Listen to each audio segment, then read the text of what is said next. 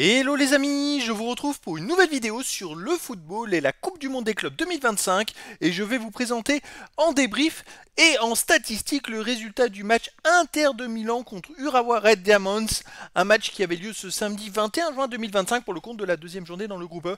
Et c'est l'Inter de Milan qui l'a emporté 2-1, mais qu'est-ce que ça a été difficile. Ça s'est joué dans le dernier quart d'heure, ils ont été menés tout le match avant de l'emporter dans les arrêts de jeu. Un match, une victoire qui était pourtant impérative pour l'Inter de Milan, qui avait mal démarré cette compétition avec un match nul au premier match et qui devait absolument gagner. C'est chose faite, mais qu'est-ce que ça a été dur. Alors dans cette vidéo, on va revenir sur les buts de cette rencontre, mais surtout sur les statistiques des deux équipes pour comprendre un peu le déroulé de ce match. Et on terminera la vidéo par le classement du groupe mis à jour. Et puis on verra tous les scénarios possibles avec les matchs à venir. Donc une victoire 2-1. Et c'est Urawa Red Diamonds qui a ouvert le score dès la 11e minute par Watanabe contre le cours du jeu. Ensuite, l'Inter de Milan a beaucoup poussé. Ils étaient menés 1-0 à la mi-temps et ils ont pu égaliser qu'à la 78e minute par Lautaro Martinez. Et ils ont doublé la mise à la 92e minute par Carboni. Alors vraiment, ça s'est joué vraiment sur la fin du match.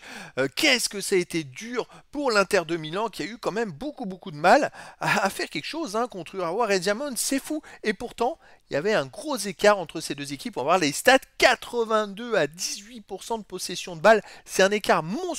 814 passes tentées à 187. 746 passes réussies à 113. 91,6% de passes réussies à 60,4%. C'est un écart énorme collectif entre les deux équipes. Plus de 4 ballons sur 5 touchés par l'Inter de Milan. Et puis même, il y a plus de 30% d'écart dans le pourcentage de passes réussies. C'est incroyable qu'il n'y ait que 2 occasions manquées à 0 pour l'Inter de Milan. 59 ballons touchés dans la surface adverse à 7 pour l'Inter de Milan.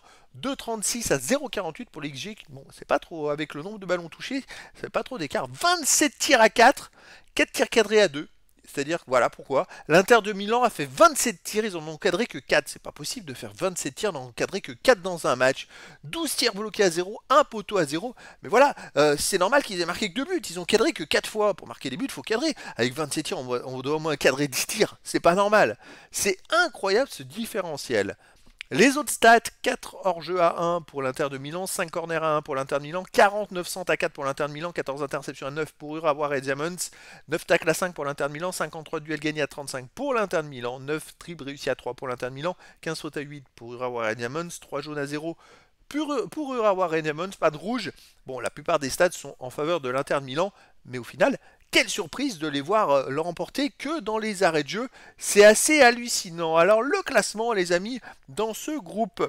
Eh bien écoutez, l'Inter de Milan prend la tête avec 4 points devant River Plate 3 points, Monterrey CF 1 point et Urawa Red Diamonds 0. Mais attention, il y a un match à 3h du matin cette nuit entre River Plate et Monterrey. Donc si River Plate gagne, il reprendrait la première place. Après, l'Inter de Milan, grâce à cette victoire, a fait un grand pas vers la qualification. C'est vrai que là maintenant, ils vont pouvoir viser vers le haut, surtout qu'à la dernière journée, ils vont affronter River Plate. Dans l'autre match, on a un Monterrey contre Urawa Red Diamonds. Donc c'est pareil, Urawa Red Diamonds, il y a des chances qu'ils aient plus rien à jouer à la dernière journée, vu qu'ils ont perdu. Et par contre, Monterrey peut encore espérer faire quelque chose. S'ils ne perdent pas de contre River Plate, il peut jouer éventuellement à la qualif contre Urawa la dernière journée.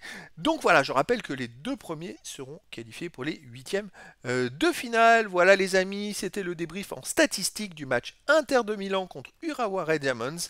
Un match qui s'est terminé par la victoire in extremis de l'Inter de Milan. 2-1. Voilà les amis, je vous dis à très bientôt pour une nouvelle vidéo.